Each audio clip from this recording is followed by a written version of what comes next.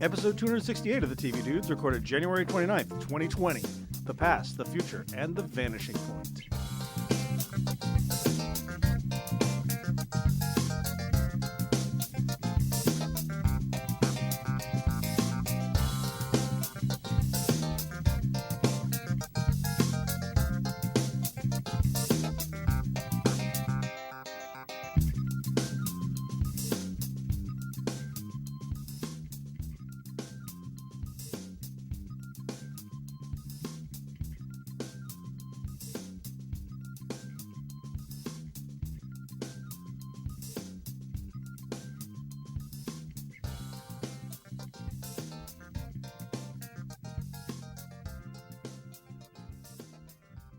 Guys, 2020 is the future, right? We are in the future right now. We are. We are beyond the future. The Mayans said 2020, that was the end. You're right. We're You're beyond right. the end. We're beyond the Mayan future, at any rate. Uh-huh.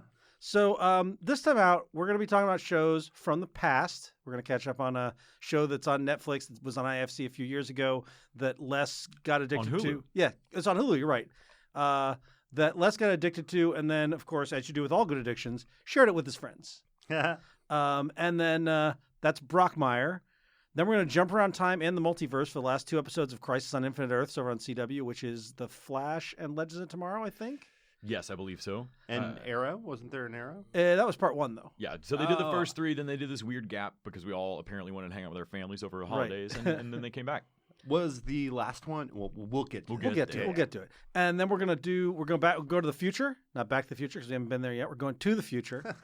And we're going to talk about HBO's new sci-fi comedy from Armando Iannuci, Avenue 5, and the long-awaited Star Trek Picard on CBS All-Access.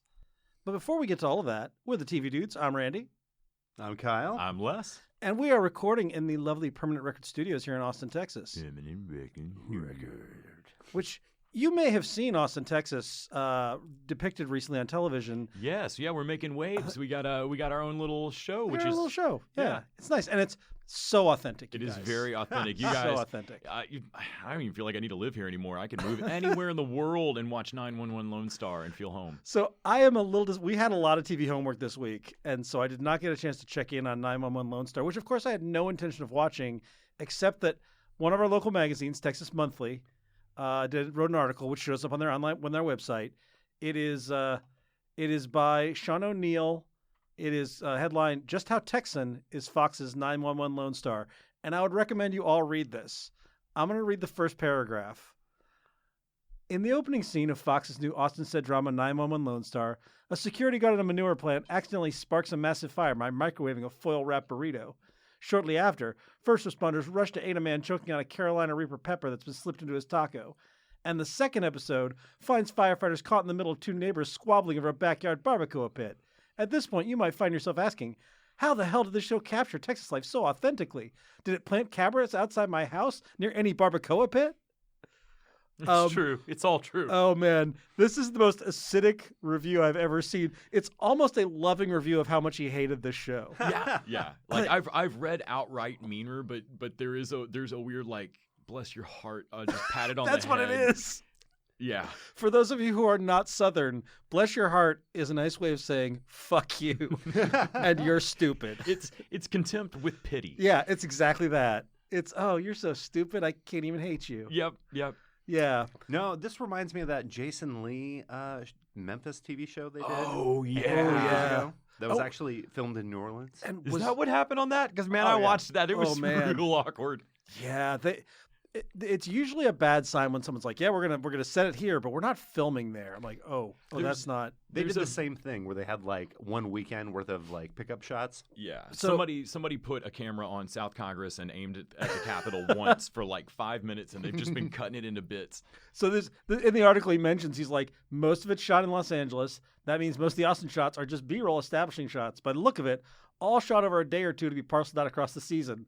Eagle-eyed residents will recognize many beloved Austin landmarks, such as Congress Avenue as you're heading toward the Capitol, Congress Avenue heading away from the Capitol, the Congress Avenue Bridge, and Congress Avenue, but at night.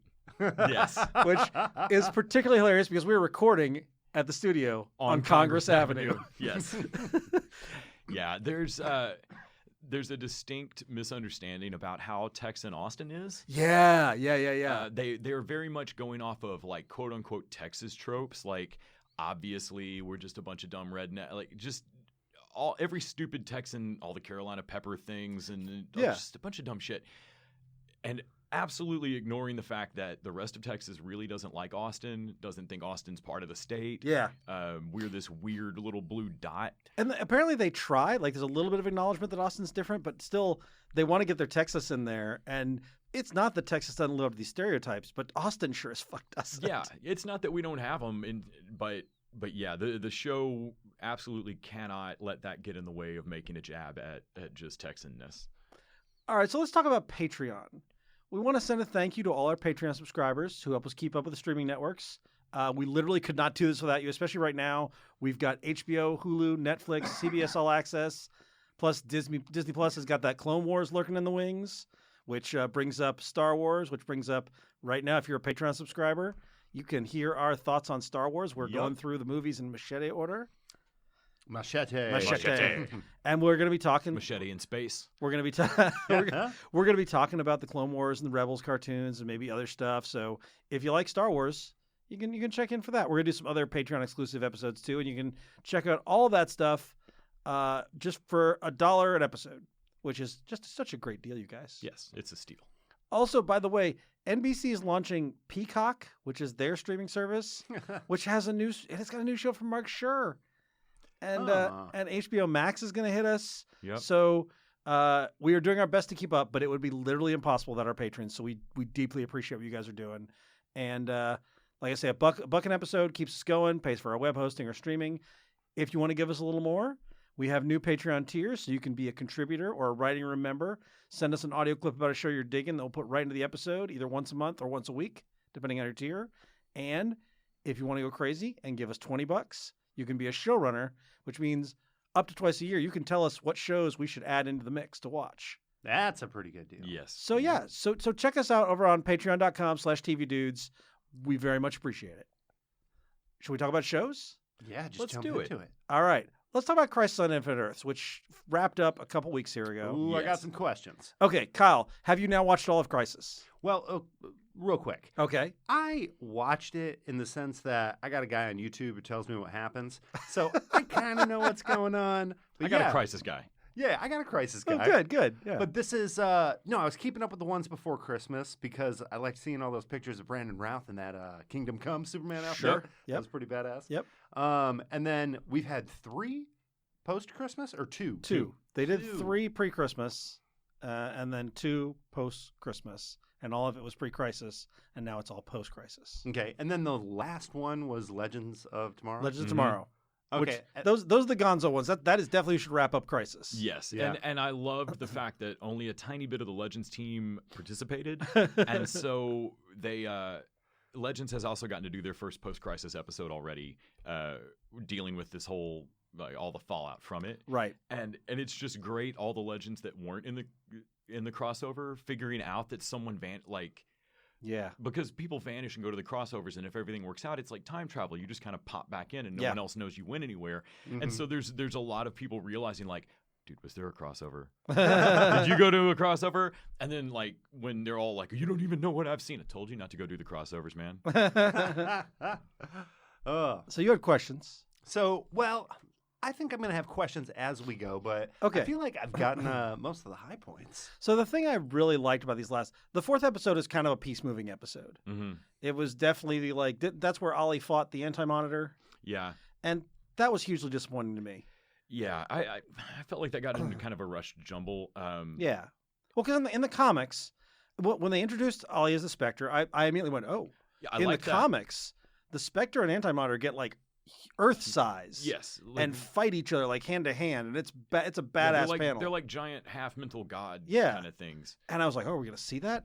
No, instead we're going to have Ollie and the Antimatter firing energy beams at each other. Yeah. You think they got money to be doing all that big stuff? They made him big in the last episode. They had to save that. Yeah. They should have done it Power Ranger style, where they were in like foam suits around like buildings. Exactly. They're crashing into them. I would have been okay with that. Yeah, I actually would have even been okay with it going to like a crazy fucking animated thing, Legion style. Yeah, for sure. How many times did Ollie die in this? 3? 3. Yeah, three, he died I like think. 3 times, right?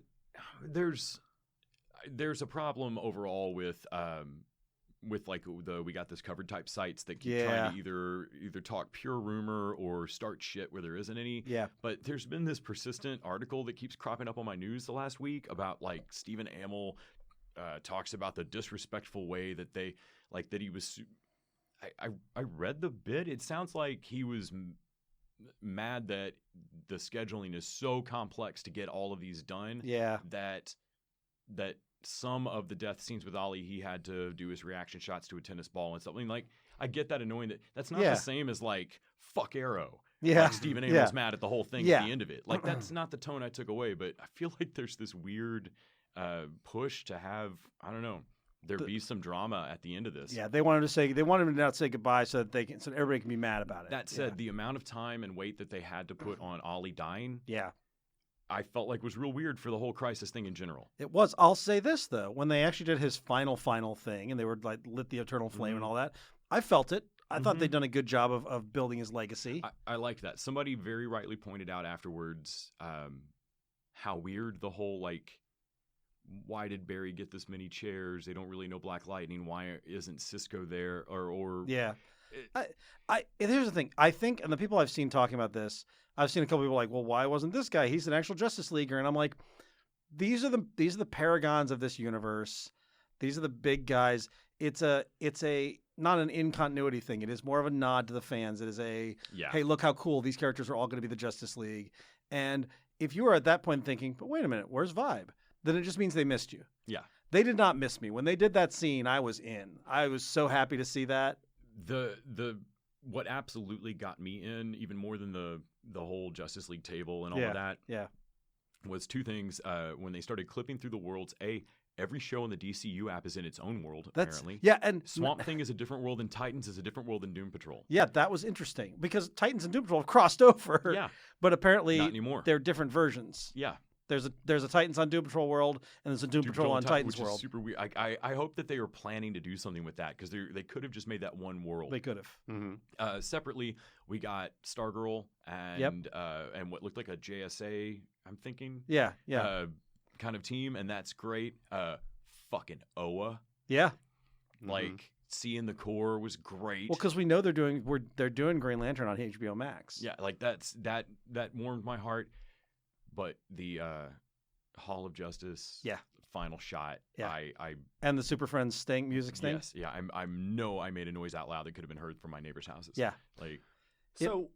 Can I throw a question in here? Yeah, real quick though. I want to. Do you remember when we were first watching Flash, and all of a sudden Firestorm took off into the air? Mm-hmm. That first time, like now it's old hat, but at the time that was a big thing. Yeah. This was that. That was one of those things. Kyle, question. So how big was it? Because something I saw is that apparently a lot of these different Earths have been condensed into a new Earth Prime. Yes. Yeah. Where like everything's changed now. So like all these characters who have been killed, they're now still alive. Black Lightning, he's now part of it. Yeah. They're all like kind of conveniently like they're all on one Earth now. Yeah, there's one Earth Prime now. So was that a moment for big fans of the show where they were like, oh shit? Well, here's the thing. In the comics, that's what happens too. In the comics, Crisis on Infinite Earths compresses all the Infinite Earths into just one Earth. Mm-hmm. And I didn't expect them to do that. I thought surely they'd still leave Black Lightning off on his own. Yeah. And they don't. They really do make an Earth. And then they give you a very minor amount of new Earths birthing out. Yeah, well, they show them, and then they say Earth Prime. So it's like, Yes. okay, so clearly there is still a multiverse. Maybe it's not as easy to travel between them anymore, which is kind of what they did with Crisis, too. They eventually revealed, oh, yeah, there are actually there's more than one Earth. Sorry, we lied about that. There is still multiple Earths. Yeah. But yeah, they have a new Earth Prime where everybody's there, and the shows that have gotten their episode post-Crisis, that's really what they're dealing with. Either just the fact that like most of the heroes are gleeful that like when Kara figures out that, oh shit, Flash is on this Earth. Oh my god, like that was super fun. Like that's all super neat. course, everybody's still missing Ollie, and they're dealing with the fallout from all of that. But one of the weirdest things that they've dealt with a little bit, at least like on Arrow's final episode, which that whole series is now done, is that like Maura Queen is alive again. Yeah. Like Ollie's like there have been huge drastic things in these shows that have been undone because now like, okay, you on this Earth died, but we just collapsed all the Earth, so there's a you again. Yeah, and Luther runs the DEO, and he's like getting the Nobel Peace. So they're going more the post-crisis President Lex. Yeah, and I love that. Like, I love John Cryer as Lex. He's just great. Yeah, he really stole the show a lot of the time. I think every time they do these crossovers, I'm like, oh, I want to see what they do next. But then what inevitably happens, I start watching the shows, and they're so slow paced because they're 22 episodes, and I'm like, no, I'll just see what you did when I get to the next crossover. Yeah. I'm interested that so Crisis teased a Batman Beyond, and then they didn't do it. Yeah. They instead gave us evil future Batman with Kevin Conroy. Yeah. But man, I really, for just a second there, I thought, shit, I'm about to get Batman Beyond. But I forgot. This is the Arrowverse. Green Arrow, Batman. Yeah. And Green Arrow and the Canaries appears to be a backdoor pilot set into the future. And first thing I thought was cool. I get Green Arrow. I get female Green Arrow Beyond because I think that's basically Mia. Yeah. Have you guys talked about? I think the character's name is Digby from Arrow. Diggle. So this is Guardian. This happened post Crisis. Green Lantern. Spartan. So there's they when he got seen, was it during Crisis or was it the previous? What was prior to Crisis? What was the last crossover that sort of led into Was Crisis? that the Earth X one? No, it was between there. There was the one that introduced the Monitor and had the alternate universe. And Diggle shows up and somebody says, John, where's your ring? Yeah. And his little nod that maybe he was going to be a Green Lantern. Everybody's been, and then I guess I haven't seen it yet, but I guess the post-Crisis episode of Arrow, which is the series finale, they do some kind of nod to that maybe that's going to happen. Oh, I seen it. Can I spoil it? Yeah, spoil it by all means. Yeah. Okay, so he's getting into his car. Yep. And the ship comes down, looks just like the Abin Sur ship from the Ryan Reynolds one. Okay. Boom, crashes in front of him. He launches like 20 feet. That was the first thing I noticed. I was like, this explosion's going to shoot this guy back 20 feet. And he just like gets up, brushes off broken glass and stuff. Sure. Walks over there. There's like a ring box. Opens the ring. Boom. Green light, Pulp Fiction style. Like just shines on his face as he looks in the box. Nice. I mean, they are doing an HBO Max series. Presumably the actor is free. I don't think they're going to make him the lead or anything, but if they put him in that show as a Green Lantern, gonna happen? What's that? This is also my guy talking. Yeah. No, they could definitely he could be Green Lantern and do cameos in either the new Superman show or Supergirl. Yeah. And they can still exist in a different universe than that HBO Green Lantern show. It's true. So he could do Jon Stewart, and they could do Jon Stewart over there on HBO. Well, and they're going to have Lois and Clark raise a kid. Yeah. Aren't they? Yeah, they are. Oh, I know something about that too. Okay. My guy told me. Yeah. Is it twin boys? Is that what we learned? There's two of them now? I thought there was just one. I think there's just one. Oh, man. See, that's what you get, getting your info from me because I'm the novice. But yeah, no, I think at the end of one of those crossover episodes, he like gets the phone call from Lois and she's like, oh, it's going to be two boys. Huh.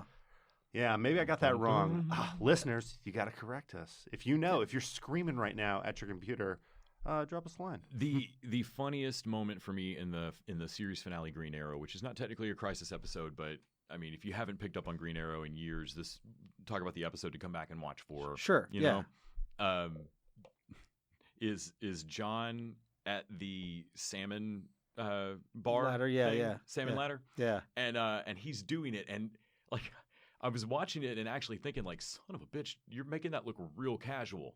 Like, I mean, he just does it, and then he drops and goes, "Man, I should have tried that years ago. That's really pretty easy." Like, all it makes that look so tough. Oh, that's funny. Yeah, and I cried. I was like, "That's a great moment." So yeah, we generally, I think we like the HCW shows. Pariah worked about as well as he ever did in the comics. Oh sure, yeah. I mean, there's Crisis is a weird, cheesy, giant thing. They did a very great Stan Lee cameo for Marv Wolfman, which was wonderful. That was great. Yep. I enjoyed the shit out of this. This is one of those crossovers that I think a lot of comic nerds have been waiting a very long time to ever see on any screen. Just like I never thought Avengers could come to the big screen, I never thought Crisis on Infinite Earths would come to the small screen. I thought they'd. I mean, yes, cheesy, a little low budget, but honestly, really pretty well done. Yeah, these shows still manage to give me the ring out of the suit or the suit out the ring moments. Yeah, enough to keep a DC nerd like me happy, even if it's not like it doesn't get me the way the MCU gets me, but it definitely gets me. Oh, did we mention canonizing Flash from the DCEU? Oh, that was cool. Yeah. And Lucifer.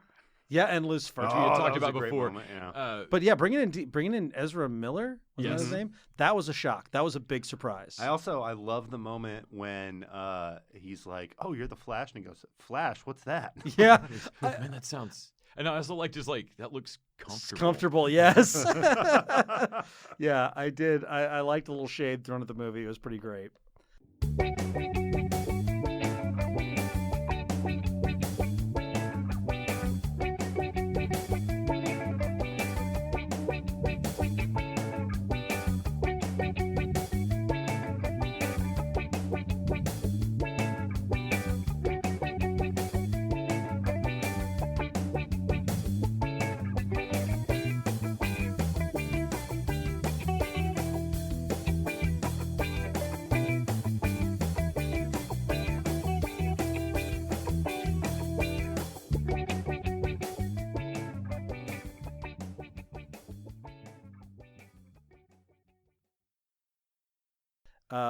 All right, so let's divert and talk now for something completely different.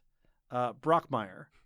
Yes, this is an IFC show created by Joel Church Cooper, and it stars Hank Azaria. And Azaria invented this character, I believe. Yeah, he like co-created it. Oh, so Joel Church Cooper has also done Future Man and Ground Floor, which are both shows I've enjoyed. I fell ill last week. I was lucky enough to get to be on a panel last Tuesday that was really awesome about side hustles and stuff, and I held it together and looked super professional through it. And then I got home and was very sick for several days, and I watched all of fucking Brockmire. Hulu's been pushing this show at me for a little bit, and I remembered seeing some stuff about it at ATX Television Fest a couple of years ago, whenever it was premiering, and I had no idea how funny I was going to find this show. It walks a really perfect line for me of that Bull Durham charm of like, this is what, if I was going to be into baseball, like this would be why, like this is the romance of the park and all that kind of stuff, coupled with this just insane shit talking, constantly like he can't stop talking, and has burnt every fucking bridge in his life. Hank Azaria just nails this character, and the flame out that happens at the very start that sets his life off on this course is just beautiful, and it starts to just pile up. Like, they do callbacks because he's burnt so many bridges and made so many mistakes, and all of them are fucking public. That the show really starts to pile on. I am not a baseball fan. I find there's a Simpsons episode where Homer quits drinking, and he goes to the baseball game. And you see his thoughts as he's like, you can hear the announcers announcing the most boring game ever. And he's like, I never realized how boring this game is. That's how I feel about baseball. Yep. But I do love baseball adjacent. Like, I love Major League. I love Bull Durham. Arliss? No. But I loved Arliss. Oh, Arliss was hard. So this opens with Hank Azaria in the booth calling a baseball game, and then it slowly pulls back, and you see he's got a bottle of bourbon, and he's just like going at it. And in between saying things like, oh, that's a line drive, that's going to get him on the second, he starts describing in filthy detail how he walked in on his wife, not just having sex with someone else, but railing his neighbor, Bob Greenfield, I think, with a strap on in the middle of this pile of naked people. And It's basically, an orgy, folks, and the count is 1 and 0. Back to Josh plowing him in the ass, and folks, I mean it. I was on board from that point on. His casual ability to slip the count in Yes. is just fantastic. Or move right over to, and then our sponsor, King Vape Cartridges. We Yeah. don't make the cartridges. We don't make the oil. We are not liable. King Vape Venom. Yeah. And the other thing is, he has that great old-timey baseball voice. so good. I mean, Hank Azaria, I've seen him do... On Mad About You, he was like the prim and proper old-timey dude who was their dog walker. And we've seen him do a ton of different voices on The Simpsons. Like, he's got a range, and this is right in his wheelhouse. I'm not surprised he would create this character, who is this, like, kind of this stuffy old, like, Harry Carey, who's the guy, Vin Scully type guy. He's just this old-timey baseball guy, especially he can bring out that baseball voice and all that. And then when his life explodes, he goes, first of all, he has a couple bad press conferences. Like one where he starts taking his clothes off. I can still smell her on me. Why Yeah. can't I smell her on my skin? Like, he just loses it at these press conferences. And then he went nuts and went abroad and like banged every hooker from here to Asia to Australia. And he talks about this constantly. Spends like 10 years in the South Pacific in every brothel imaginable. Like, this Indonesian hooker wakes him up by putting a pile of Coke under his nose and a straw. Just so like his like natural breathing asleep is like, and he just sits. And this gets him, he gets the attention of Amanda Peet, who is running a town. It's Morristown. Yeah. It's a town that's had a coal fire underneath it for years. Okay, yeah, no. The actual fire under Euclid Avenue will be burning long after we've left the earth. Like, the town Hank Azaria throws a joint down as soon as he arrives in the town, and it just catches fire. and then Amanda Pete's like, oh, no, we're ready. He's like, are we not going to deal with that? She goes, no, nobody can ever deal with that. Like, that will now burn forever. Yeah. Like, the whole town is just fucking flammable. And so she takes him to basically, she's like, we're going to have a great season, and it's minor league, and she's like, this is going to be a thing, and you're going to live cast it. And he's like, why is anyone going to listen to me? And she's like, do you not know? 'Cause he's never been on the internet. He has no idea he's gone viral, and he's famous. And like his ex-wife, Lucy, when someone screws someone over, they say Lucy'd them. He's like, this is just a thing people say. Instead of peg. Yeah, Like, it's basically yeah. instead of pegging, it's loosing. Yeah. And And like, then there's a whole subset of porn where people dress up as him because he's got the plaid baseball jacket Yeah. and everything. People dress up as him and watch other people. So Cuckmire. Cuckmire is a whole genre of porn. And then like Yeah. later on, there's another iteration where he's like, God damn, this thing has legs. it's very funny. I like the baseball team that they develop. I like the kid who's like the internet expert, the social media expert, Yeah. who's basically the one getting all the promos and stuff. He, like you said, off mic, steals the show. Yeah, he's great. Amanda Charles. Pete's character and Hank Azaria's character fall into this super unhealthy. We're being joined by Mike Moody. You might hear that noise. That is Mike Moody of Permanent Record Studios. Hello, babies. StarTrekPod.co live on YouTube. Bye-bye.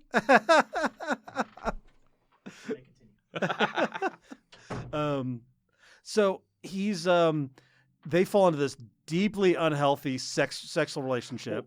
And they recognize that they're both Oh, alcoholics. right away, and yeah. This is a terrible idea, but the fucking team wins the first night that they fuck. They drink all this Sambuca and fuck. And so the next day they're like, I mean, nobody wants to drink Sambuca and do this again, Yeah. but we have to. Yeah, and he calls her on it pretty early, and he's like, "You can't believe that this is why the team is winning. It's ridiculous." And she's like, "No, okay, we're not doing this anymore." The team loses the next day, and that's Then it. they've From gotta then go on, back to it. from then on, they're back in it. And yeah, it's stuff like that. I've only seen like 5 episodes of this, but I am dying to watch more of it. It's There really are funny. 3 seasons. All 3 of them are amazing. They actually have him deal with sobriety. They have Amanda Peet not deal with sobriety. They really go through like different levels of this guy kind of coming back. Tawny Newsome shows up by the 3rd season as in the booth with him, and she is fucking hysterical. Just the amount of ways that he almost wrecks it all again. Ends up with the #1 podcast for a little while. The whole show is just nuts. If you find any of it funny, you'll probably find all of it funny. I flew through it. I couldn't believe it. Where can people find this? Hulu. It's on Hulu. Yeah, Nice. just the first 2 seasons, right? No, 3 seasons. 3 seasons. And all season of them. 4 starts this year. Are they doing a 4th? They're doing a 4th season. according to IMDb, but it'll be on IFC, so who the fuck knows? All right. Yeah, but- well worth your time. You've sold me. Kyle, you remember how you and I were when we first discovered I'm Sorry? Yeah. It's that. It's like that Yeah? for me. It's Yeah. a train wreck you can't look away from. Yeah. It's really great. And it's anchored by just an amazing performance. Are you by saying Hank that because Azaria. I'm Sorry is on IFC? No, it's on True TV. Oh, yeah, that's right. Randy, Carrie Preston shows up in Okay. season 3, All right.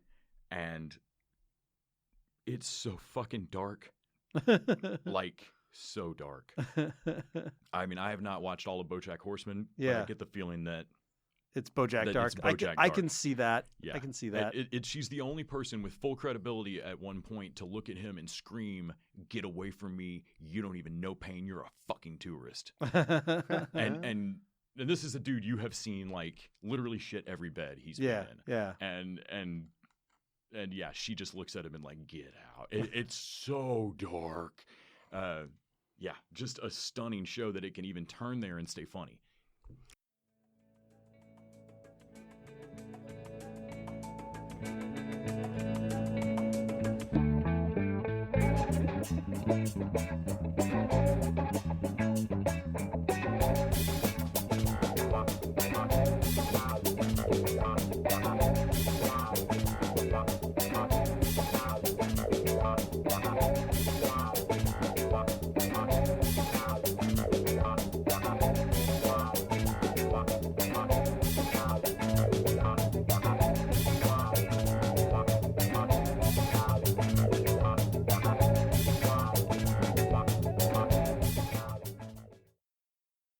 So let's jump over to HBO.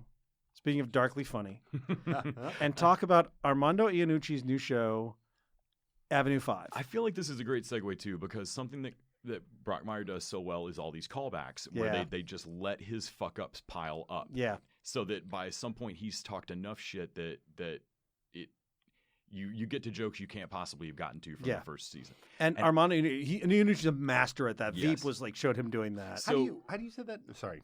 Armando Iannucci. Iannucci. So the first episode of Avenue 5 is funny.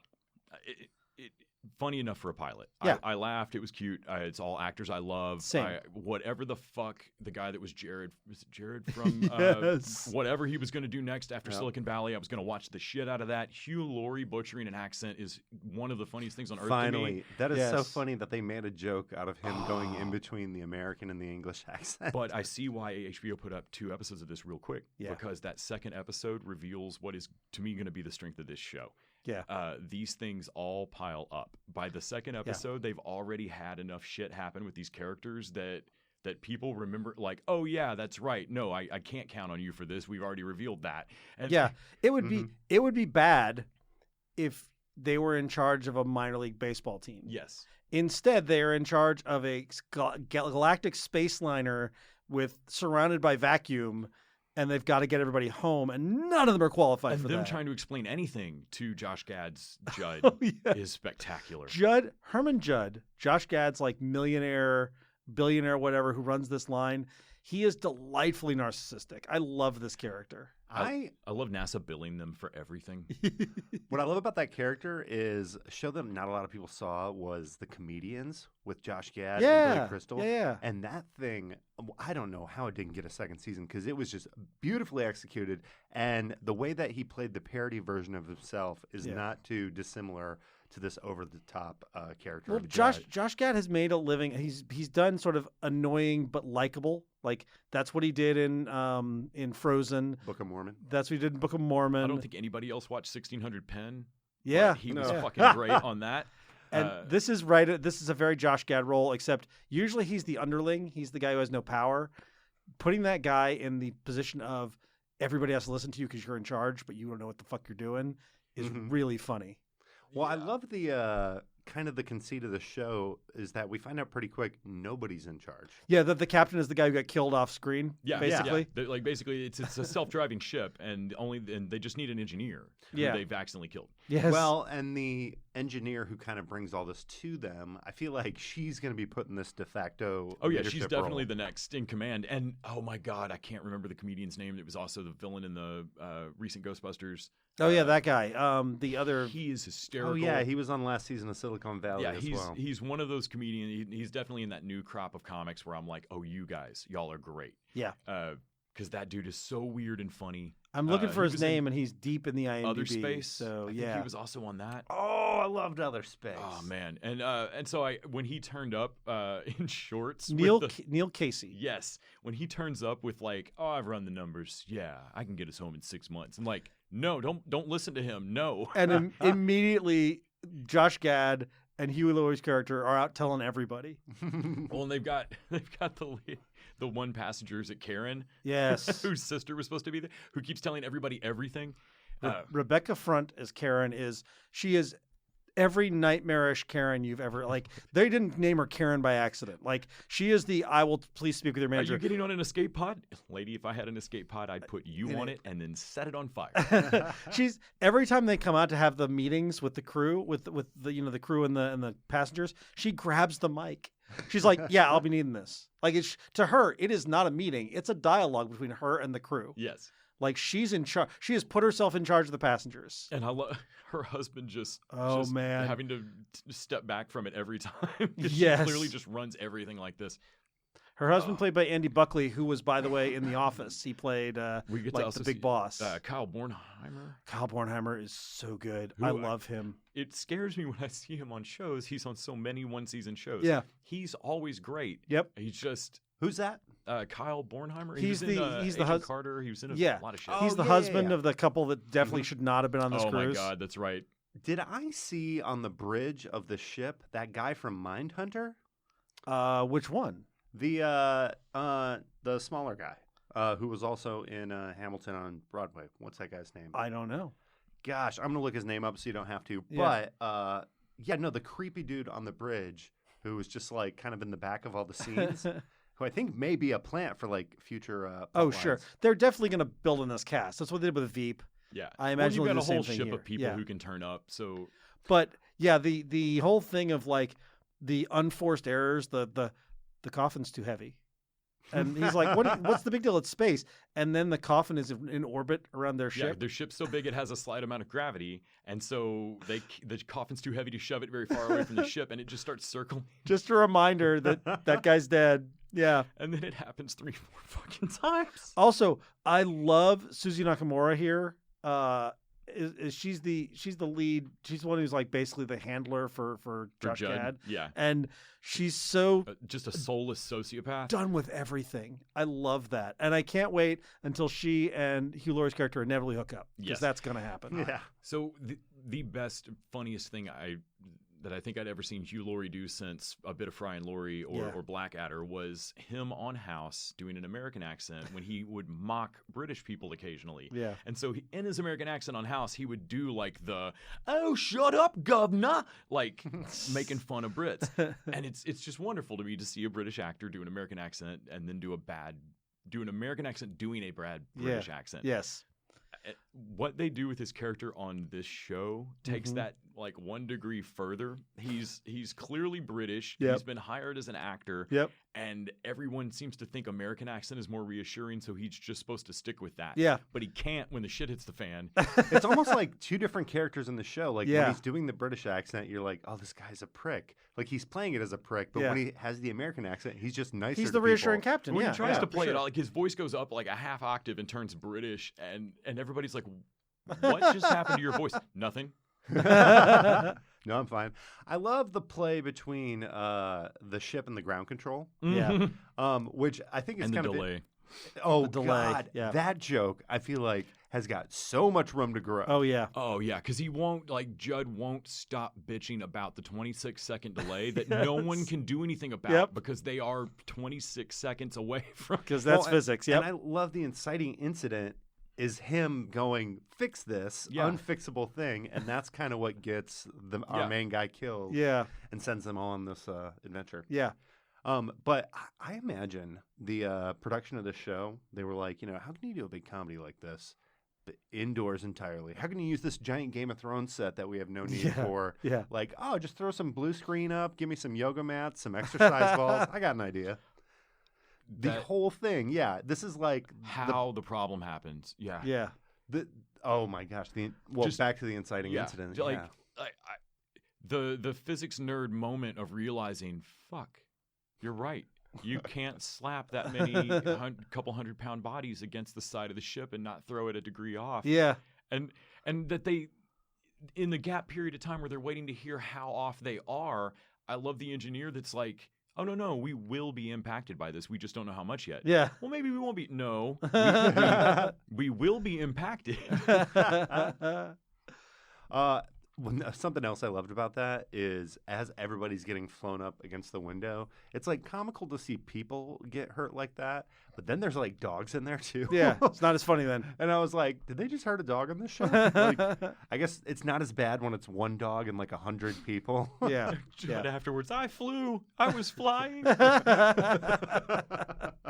So yeah, I liked Veep more and more as it went on, and I expect that to be the case with this too. Like I like it already, and I know I'm going to fall in love with it by the time we get. Yeah, I could feel that warming up at the end by the end of the second episode. Of Yeah. like, I can't wait to see how this continues to just cascade. Yeah, Yeah. for sure. Yeah, no, it's on the top of my watch list as well. All right, so let's talk a more serious space show, Star Trek Picard, over on CBS All Access. I have not talked to you guys at all about this, so I am going in blind as George LaForge without his visor. I think I watched it for the first time last night too, so I'm still kind of processing. You're fresh. it. Okay, so I watched I watched the first half of it a couple of days ago and the last half today. So I'm gonna save. I think you guys you must see my Facebook. You know that I love this. I'm curious to see what you guys thought. So I was not entirely sold on Discovery. Okay. It by starting with the Mirror Universe stuff, it they didn't bother to earn trust for me on proving to me that they were going to do a good Star Trek show and not do grimdark. Let's all stop being naive and admit that the Federation can't work. Right. And that was the vibe I got off of a lot of Discovery season 1. I realized that the show changed, but I didn't lock on with it. Yeah. And then I read the EW review of Picard. Yeah. Because some people immediately were like, "What the fuck? Who's hating this?" Yeah. And because all my friends who'd seen it seemed to dig it. Yeah. And so I read this review of it, and that dude, I can't remember who wrote. Is that it Oren review. Gleiberman? No, he's not their TV guy. Either way, he's mad at or tired of prestige episodic television. Like Fair, great, whatever. Fair, Yeah. whatever. I disagree with the general premise that that this is where hacks have gone now, and that this is over and this moment's dead. Yeah. I don't think that's happening. Right. Either way, I don't see what Picard did that that raised that hackle for him. It intimated in the review that he'd seen the first 3 episodes. Yeah. I say intimated because I can't quite tell if he really watched them from the Right. review or if he was just super mad. Yeah. But either way, man, I didn't see anything wrong with that pilot. I enjoyed it. There were not a lot of reasons you could give me as to why the fuck Picard would come back. Yeah. Mm-hmm. I mean, as a person in this universe, like, what would drag Admiral Picard back to captain a ship? Ooh, I have some theories. And so I was glad to see this setup. Like, I liked the callback to Data being dead and this whole and like the Mars thing and do we trust synthetics? Like, I like the philosophical question that they've set up here. Yeah. Mm-hmm. I enjoyed the reveal of the girl and who exactly we're putting a team together to go find and all of that. I thought that was cool.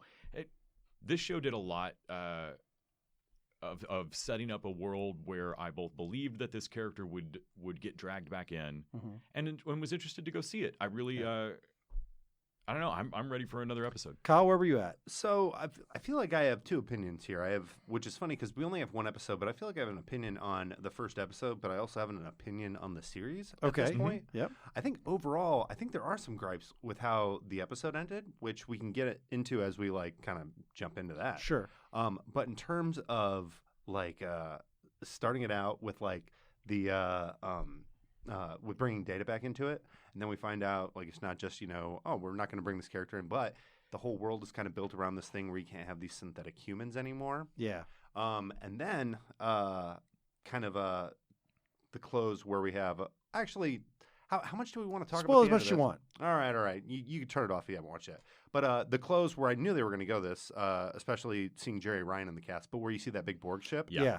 And then kind of getting like, okay, I get it. So now this is like a new, for lack of a better word, Starfleet. This is like a new Starfleet world where you can't have these robots, but somehow Picard, because of his time with the Borg, is going to be connected into this much larger story. Yeah. Also, one of the things I kind of freaked out about, just from like a Star Trek fan point of view, is I love that they canonized in this first episode those two, both the film costume and the series costume. Yeah. Oh, cool. I didn't catch that. Yeah, I'm pretty sure that was the first contact costume Data was wearing in the first scene, and then later they showed the TNG suits. So all in all, I'm really digging the world. I'm digging this premise. They showed the other Data too, don't they? Not Data? No, they didn't show Laura. They showed B4. B4. Who's That's from the one. Nemesis. Yeah. But I love they go with kind of this tried and true thing where it's like, what brings him back in? Oh, he's got a daughter now. But it's not his daughter. Yeah. It's Data. And I was like, oh, that's a really cool twist on that, Yep. especially given everything else you're establishing.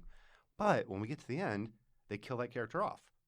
Yep. There is a reveal that she's like a clone of some type, or she's They don't. a twin. Yeah. or Why somebody make else. one? We There's make two. there's two. Yeah. But I feel like we got to the end of the episode, and we now know what this world is. The game board's set, but we're kind of like, there's no moves, you know? Right. Like, I didn't get a really satisfying cliffhanger. I just Interesting. got some really good world building. Interesting. I actually thought the cliffhanger of it was, oh, I failed. I failed my this person who I just told how dear she was to me, and I failed her. She died. And then But then got a I found out second I've got a chance. second chance because her sister is out there. And that was the hook moment where I went, this is why Picard will leave this planet to go Yeah. find you. Yeah. It's not just because you revealed, oh, hey, Data might have a daughter. Maybe you ought to look into that. It was, Data might have it. Okay, that's interesting. Cool. Because fuck, she died. Yeah. And then in grieving that to me was the big enough emotional hook to pull Picard. I also feel like we haven't seen the whole show set up yet. Yeah. Because, for one thing, this is an ensemble show. We haven't met most of the ensemble yet. But I also really thought one of the biggest things they did well, and I think this was the worry, there are rumors, or at least we talked about Patrick Stewart in like Nemesis was like, hey, I want to do more action hero stuff. I want to drive a dune buggy and jump and blast things. And I think we were all worried we might get Patrick Stewart in action hero mode, and he's a little too old for that. So I liked instead that this is him in sort of the role he's taken on in real world, which is sort of the elder statesman of sci-fi. I like that the Patrick Stewart we've seen in the world, the sort of social crusader, this is the guy you want to be when you get older, being this. Like this is an elder statesman coming back, and he had retired, but he wasn't like old and busted. He was just making wine with his winery. He was still like writing books and looking at history. Like he wasn't like drinking alone in his house. Yeah. He had definitely like settled into a retirement. So him coming back out of retirement, I thought was really good. It wasn't like just we're going to have to see this guy crawl back to being the elder statesman that he was. And those were his house mates. Yeah. Those were Romulans. Yeah. Right? Okay. In fact, there is a comic, Star Trek Picard Countdown. It's 3 issues, just again from IDW, that is in no way necessary, but it is co-written by one of the showrunners, and it shows the tail end of Picard's attempt to rescue Romulan citizens, and it shows where he met these characters and gives you a little insight into who they are. And I really like that. I think it adds a little depth. Nice. So I would recommend it. So the reveal at the end of the twin. Yeah.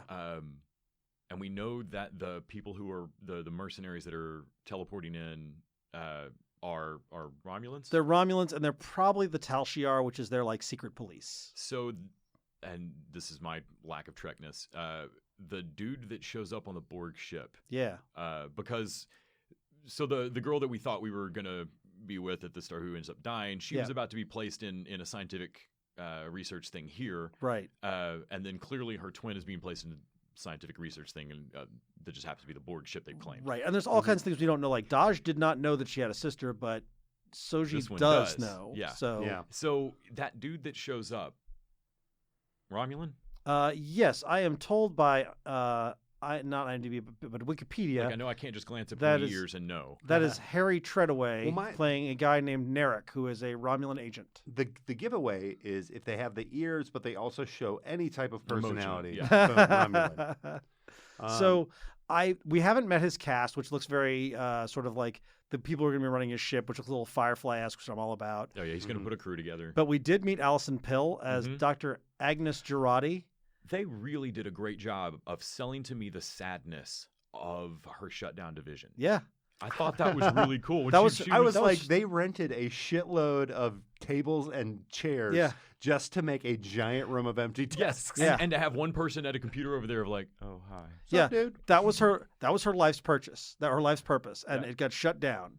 Yeah. Also, by the way, her boss, Maddox, that she talks about, Mhm. is a major character from Next Generation. I did not know this. As I watched this, I am a casual Next Gen fan. I have not seen all of it. I've seen bits and pieces of it, but I have friends who are much hardcore fans, and they were talking about it. And so I realized, oh, this guy Maddox, who I just didn't know, somehow he's involved with Data's resurrection or with this creation of this daughter. We don't know if he's a good guy or a bad guy, but apparently he's in this episode called Measure of a Man, where he is the one trying to convince people that Data is a thing, not a person, so that he can use him to create an army. And so if that's the case, there's a question, and apparently he reformed to some extent. They become like pen pals or something. Mhm. So the question is What is he Maddox doing with these daughters? is Maddox going to be a guy who turned out to be a good guy who helped Data create a daughter for himself, or is he the guy who created this synthetic rebellion? Yeah, I'll help you create a daughter. Or and then is he clone the fuck out of it. Both. Yeah, I Yeah. mean, Yeah. I can't wait. I think that's a nice little nod. So, to me, the best praise that I could give this show is that when episode 1 ended and I realized that they had not done the nice thing that HBO loves to do for me, which hand me a second episode right then, Yeah. that kind of stuff. When I realized they hadn't done that, what I immediately fucking did was start Encounter at Farpoint. Because I immediately was like, shit, I have not seen all of Next Gen. How long has it been since I've watched very much of it at all? Yeah. Let's go back and watch some Next Gen right now. I want Yeah. to see more Picard. I want to see young. This made me want to go watch Young Picard immediately. I wanted to go see Riker sit down weird on every chair, like immediately. Well, the heart of this is definitely the performance by Patrick Stewart. He's phenomenal here. Yeah. He's so good. And also, but I think Issa Briones, who is Daj, I thought brought a lot to that role. Killer action scene, by the way. Oh, That yeah. fight she's a choreography monster. Yeah. is next level. Yeah. Discovery raised the bar big time. But this I is- think this that is was even better. Yeah, no, Yeah. her fight on the steps. Yeah. When she gets the shit spit on her, Yeah. that whole fight scene's gorgeous. That big Yeah. jump. yes, I love that big jump. That's also the you can even see it on Picard's face of like, oh nope, you're definitely not human. Also, this has been a bit controversial because they did kill the black guy 5 minutes into the show. The only black guy in the show. There's not for all time, but in this, He wasn't a guy. He was an alien. he was a Zahian. He was a Zahian from Discovery. But I've seen some people griping, and I think it's a fair gripe. It's a dumb, unforced error. But that said, in those like 2 minutes of her talking to him, I felt for both of them.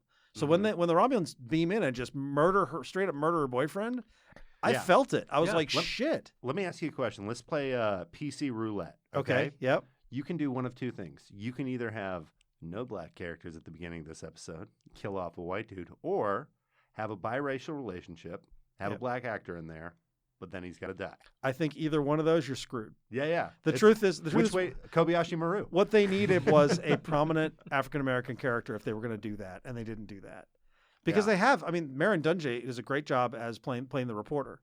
I always love her, and I thought she was great here. But when you have two black characters and one of them does ambush journalism on your lead, and the other one gets murdered, it's not a great look. Yeah. And I feel like, again, it's not a big deal to me, but it definitely was an unforced error. When people start griping about it online, I'm like, that's fair, man. I think that's a fair cop. Different unforced error, but I saw people complain that they made an odd choice on background ships. Yeah, there's some Discovery ships Yeah, in there's there. a lot of Discovery ships, and that is just a literal like you could have just picked the right model from. It is a right little. era It's for a the little background weird ships. that for all the detail they have in here that's right about Next Generation, there's a couple little sloppy things, which makes me think that somebody is like, it doesn't matter, which is always a little distressing. Ooh, speaking of which, Yeah. the opening scene where we get to see the TNG Enterprise. Have we seen it like that before? Not for a long time. This was like Discovery level high resolution. Yeah. Like it looked nice. Yeah. I will say I like the Discovery opening credit sequence better than Picard's opening credit sequence. I do too. Yeah, I was a Yeah. little That disappointed by that. schematics drawing it Yeah. works a lot better for me and than the slow motion. The thing is, prestige television now, these title credits are like next level. Yeah. Like everybody's trying to one up the next person. And this just seemed kind of like, what it- you'd expect. Yeah. of the things that Discovery didn't do right for me, when we sat down to watch the pilot or the first episode back of Star Trek Discovery and that opening credits thing, and I heard the theme for just a second, and I was like, okay, you sons of bitches. Yeah, I would put this at the top of Star Trek pilots. Not that Star Trek pilots have the greatest track record.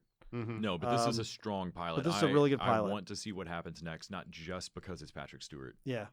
I'm very excited to see where they go with it. And I thought fucking Borg ship reveal at the end. Yeah, that was great. That is my favorite thing in Star Trek. That was pretty good. Wait to see what happens with when you won't do synth technology, but you have just found you have just taken a Borg ship. Yeah. Because, I mean, that's what they're doing there is taking apart every piece of Borg and figuring out how to use it.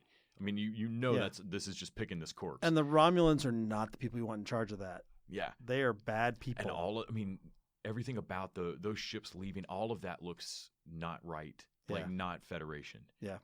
Yeah, I'm real interested to see what's going on there. I think that Data's daughter, I don't think you necessarily had to kill her at the end of this. No. I think that she could have been like part of the crew and you could have still got a really good character death out of her. Yeah. That maybe would have had a little bit more emotional resonance if we'd seen them on some more adventures. Yeah. There was also kind of a rushed scene where she shows up on the farm, then she leaves in the middle of the night. Yeah, that was a little weird. Only to like kind of jump only back to see her again, Yeah, so I feel like that there was some disconnects there. After you explained it to me, I'm like, oh, wait, that makes a lot more sense. Now he's like, oh, I failed her. Yeah. This is my last chance to find the other daughter. Yeah. Okay, the story components totally make sense to me. Right. Also, too, I watch this late at night, so I'm like, I get a little snoozy towards the end of the episode. Here's the other thing. The reason that she left the farm, the reason she left him, is because she didn't want to endanger him. Mm-hmm. And I think that's a very Data thing, and I liked that. So even though it's kind of a weird plot thing, like, wait a minute, she's going to be back with him in 5 minutes, but I like that it sort of spoke to her character. It says that she, even in this dire situation, did not want to endanger this man. She'd known for 5 minutes, but she could tell was a good man. So she's like, I'm going to do this on my own because I don't want to endanger somebody else. Yeah. So what are we most excited about for the season? I can't wait to see his crew. I can't wait to see the crew to come together because building a crew on Star Trek is always a big thing. I can't wait to see. So the lightning finding the ground, like the just knowledge that the one had about how to fight and all that kind of shit, and like how to find Picard. She somehow tracking him. She somehow got into a secured computer database with clearance she should have had with her mind. Yeah, like there's some neat shit. So her sister, who I assume can do all that same stuff. Is standing on a downed Borg ship. Yeah. So when her lightning seeks the ground and everybody's like, yeah, we don't really know what this corner of the ship is, she fucking does. Yeah. I guarantee her illegal synthness is going to reach out to that Borg. This is what I'm really hoping happens this season, is that something in her understands something about the Borg ship that should not be woken up. Yeah. And that she ends up either acts like, is there going to be a risk of her either being Data's daughter who loves everybody or the accidental new Borg queen? Yeah, yeah. Mm-hmm. I'm hoping for, obviously we're going to see Borg. That's just going to happen. Pretty likely. I'm hoping for some badass updates to the character design for the Borg.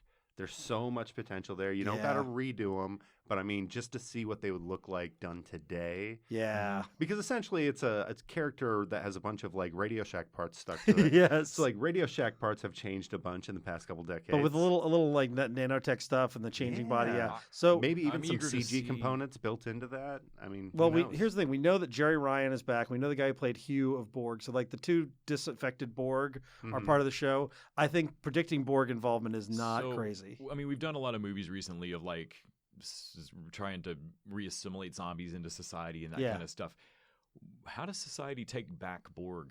Yeah, I mean, I know they've dealt with it with Picard unborging before. Yeah. Like we've had to deal with somebody kind of having to disconnect themselves from what is essentially an addictive society. Yeah, I'm interested to see what millions of Borg reassimilated is like. Yeah, man. Is there a Borg planet somewhere where everybody's like offline, like a bunch of phone addicts? When I saw those pictures of Patrick Stewart on original TNG, I was like, man, he used to be hunky. With a bit of white hair, friend. Yep. I was like, he might have been bald, but he was a man. So we have talked a bit about this. If you guys want to hear a deep dive on this, check out our friends over at Star Trek Discovery Pod who are covering every episode. Yeah, I think they're actually recording live as we're recording this right now. Yes. So. Yeah, they are recording. They're recording about episode 2. So we're gonna walk out of here, and they're gonna spoil us on everything that happened in episode 2. Actually, it's not airing until like 1:30 in the morning, so they can't be doing it right now. Yeah. But also my friends over at Tex Trek, which is another Austin-based Trek podcast. Yeah, that's Dave, right? Yeah, Dave, my buddy Dave. They've been doing it, and they covered as well. So if you want more in depth, those are a couple places you can go. The folks that'll notice why these ships were wrong and that kind of shit. Yeah. The people who don't have to ask, hey, Randy, is that a Romulan? Yeah. Like I have to. We were talking about rabbit holes earlier. You were saying you watched Farscape or Farspace? Farscape? Farscape. Yeah, man, I loved Farscape and Bab 5. I went down the YouTube rabbit hole of watching all the stuff people have put together on the Star Trek like theme park in Las Vegas. Oh, okay. That they had for a number of years. Yeah. And oh my gosh, it's quite interesting. Like, oh yeah, the that's a whole history crazy. of that place. Yeah, the dude that tried to get the full-size Enterprise built on Fremont or whatever. Yeah. Oh my gosh. It's pretty wild. All right, so that'll do it for us this week. We'll be back next week with more. And until that time, TV Dudes out.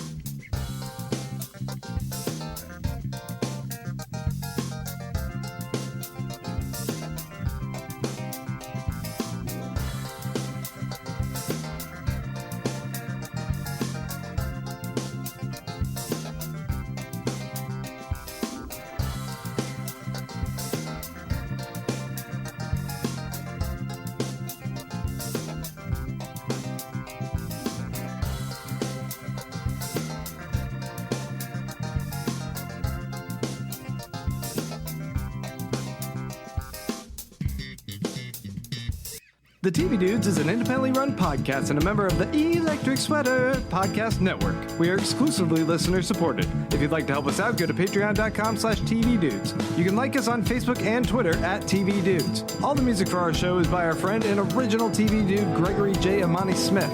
To find out more about us, go to thetvdudes.com and electricsweater.com. I'm Grant Davis. Thanks for listening.